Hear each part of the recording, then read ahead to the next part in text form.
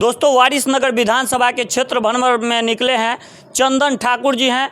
हम पार्टी से प्रत्याशी की घोषणा कर चुके हैं और नामांकन भी दाखिल कर दिए हैं। अब कैसा प्यार आशीर्वाद जनता का मिल रहा है उससे खास बातचीत करेंगे। सबसे पहले तो स्वागत है आपका।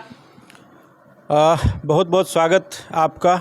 आपके चैनल पे आपने मुझे बोलने का मौका दिया, इसके लिए आपका बहुत धन्यवाद। और लोगों का बहुत सपोर्ट और समर्थन मुझे मिल रहा है। पूरे वारिसनगर विधानसभा में जहां भी जा रहा हूं, चारों तरफ से लोग हाथ उठाकर मेरा स्वागत कर रहे हैं। और वर्तमान विधायक जिनसे यहां की जनता त्रस्त हो चुकी है, उनके 3 टर्म को देख चुकी है और वारिसनगर के विनाश को, उनके कार्यकाल में जो विनाश हुआ है उसको देख चुकी है। इस वजह से उन्होंने मुझे हाथों हाथ लिया है और मुझे काम करने का मौका यहाँ मिल रहा है। ये मेरे लिए बहुत खुशी की बात। सर, आप लोकल उम्मीदवार हैं, आपका घर कहाँ पड़ता है ये बता दीजिए। मेरा घर खानपुर प्रखंड मुख्यालय में हांसोपुर गांव में हुआ। मैं यहाँ का लोकल कैंडिडेट हूँ और जीतन राम मांझी जी की पार्टी हिंदुस्तानी आवाम मोर्चा में प्रदेश महासचिव के पद पर मैं काम कर रहा हूँ। और हिंदुस्तान आवामी मोर्चा से ही आप नामांकन दाखिल किए हैं? नहीं, हिंदुस्तानी आवाम मंच हमारी पार्टी का नाम है, जिसका चुनाव चिन्ह टेलीफोन छाप है, उससे हमारा नामांकन हुआ है और उससे मैं चुनाव लड़ रहा हूँ। अच्छा, आपका क्रमांक संख्या कितना होगा? क्रमांक संख्या 6 होगा। मेरा सिंबल टेलीफोन होगा। इस बार टेलीफोन बजेगा और वारिसनगर बोलेगा। अच्छा, वारिसनगर विधानसभा के बारे में जो विनाश हुआ है उसके बारे में कुछ आप बताइए। देखिए, वर्तमान विधायक जी का 3 टर्म का कार्यकाल पूरी तरीके से वारिसनगर के लिए काला अध्याय रहा है। वारिसनगर के आप भी लोकल हैं, आप इस क्षेत्र में घूमते होंगे। सड़कों की क्या दुर्दशा है, शिक्षण संस्थाओं का क्या हाल है, यहाँ के अस्पताल की क्या स्थिति है, ये भली भांति आपको दिखाई देता होगा। जिस जगह के नाम पर वारिसनगर विधानसभा है, वारिसनगर हेडक्वार्टर में एक अस्पताल का शिलान्यास मेरे ख्याल से 4 साल पहले 2021 में हुआ था और आज तक उसका निर्माण कार्य नहीं हो पाया है। स्वास्थ्य व्यवस्था की बहुत जर्जर हालत है। मैं आपको बता दूं, खानपुर पीएचसी, वारिसनगर और शिवाजी नगर सिर्फ रेफरल अस्पताल बन के रह गए हैं। सिर्फ पेशेंट को वहां से रेफर किया जाता है। सदर हॉस्पिटल DMCH उनको रेफर किया जाता है जी। निजी ITI कॉलेज विधायक जी का तो बहुत ही शानदार दिखाई देता है, बहुत बेहतरीन तरीके से। उनके 15 साल के कार्यकाल में हर 2 साल पर उसके एक माले का इजाफा हुआ और वो दमकता हुआ उनका बिल्डिंग वारिसनगर विधानसभा के उन सभी बच्चों को मुंह चिढ़ाता है जो यहाँ से उच्च शिक्षा प्राप्त करने के लिए यहाँ से बाहर जाते हैं।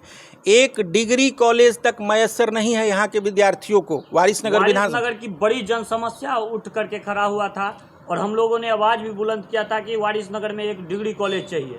लेकिन कई पत्र गए, कई लेटर गए विधायक जी के पास, आज तक वारिसनगर में एक डिग्री कॉलेज नहीं हुआ। जी, ये उनके कार्यकाल का सबसे बड़ा काला अध्याय रहा है कि यहाँ पे एक डिग्री कॉलेज नहीं करवा पाए हैं। खानपुर, वारिसनगर और शिवाजी नगर, इन 3 प्रखंडों को मिलाकर जो वारिसनगर विधानसभा है, इतने बड़े एरिया में एक डिग्री कॉलेज नहीं है। यहाँ तक कि भैया हर जगह देखा जाता है कि ज़मीन की कमी हो जाती है, लेकिन हमारे पंचायत गोही में ज़मीन भी अवेलेबल है और जगह से लेकर के और कॉलेज भी अवेलेबल है। लेकिन सभी बच्चों ने भी ये मुद्दा उठाया और गांव के तमाम युवा और प्रखंड के तमाम युवा साथी मिलकर के एक आवेदन दिए विधायक जी के पास कि आप एक डिग्री कॉलेज का NOC अनुसंधान कर दीजिए, लेकिन आज तक नहीं हुआ। नहीं, वो क्यों अनुशंसा करेंगे? अगर सरकारी डिग्री कॉलेज खुलेगा, सरकारी शिक्षण संस्थाएं अगर यहाँ पे बेहतरीन तरीके से काम करेगी तो फिर उनका निजी शिक्षण संस्थान कैसे चलेगा भाई?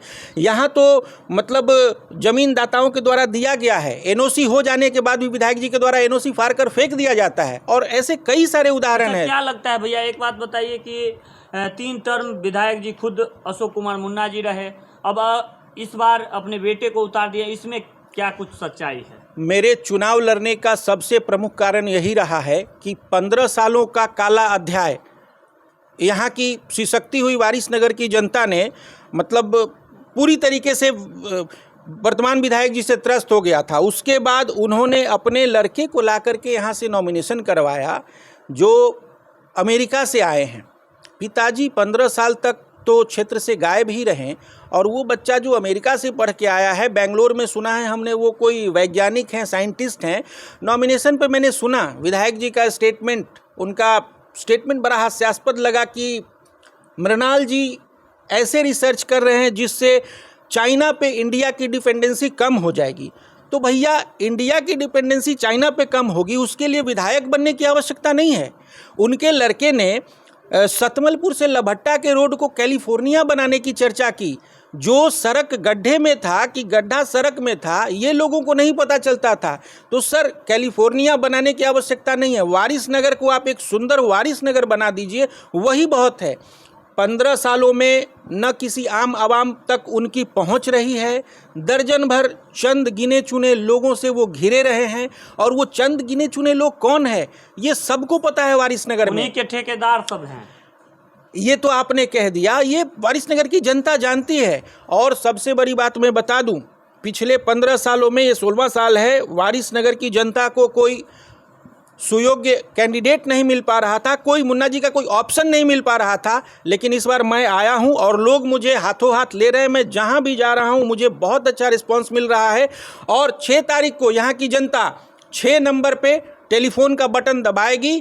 6 तारीख को टेलीफोन बजेगा और वारिस नगर बोलेगा। 14 नवंबर को वारिस नगर विधानसभा में एक नया सूर्योदय होगा, और 15 सालों की जो ये काली रात थी वो खत्म होने के कगार पे आ रही है, और वारिस नगर इस काले अध्याय से अपने आप को पीछे छोड़ेगा।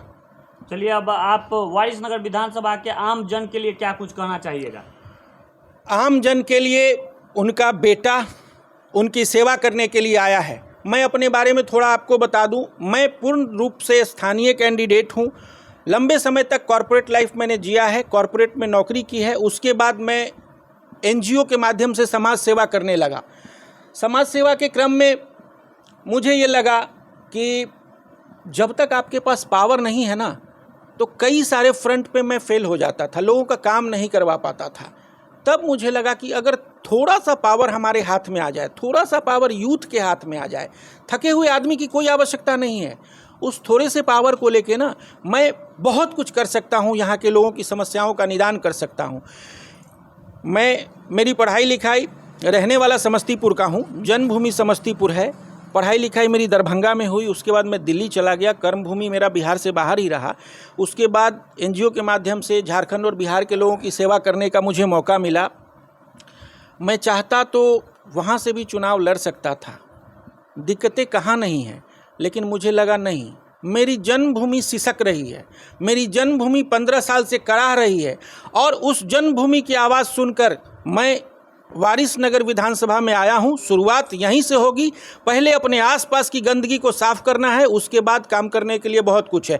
मैं कुछ नहीं कहूँगा, जनता से मेरा करबद्ध निवेदन है कि 6 तारीख को 6 नंबर पे टेलीफोन छाप का बटन दबाएं और अपने इस बेटे को अपना सेवा करने का मौका दे। वो सेवा जो मैं बिना पावर के नहीं कर सकता हूँ, मुझे पावर दीजिए। और विधायक ऐसा चुनिए कि अगर गलती करे तो उसका कान ऐंठने की क्षमता रखिए। वो बेटा, मैं वारिस नगर विधानसभा की जनता का सेवा करने के लिए आया हूं। मैं उनके पॉकेट का विधायक बनूंगा कि कहने को भी अरे चंदनवा है रे, वो तो हमारे पॉकेट का विधायक है, और गलती करने पर मेरा कान भी ऐंठने का नौबत आए, वैसा सेवक बन के मैं वारिस नगर विधानसभा की जनता की सेवा करना चाहता हूँ। चलिए, बहुत बहुत धन्यवाद।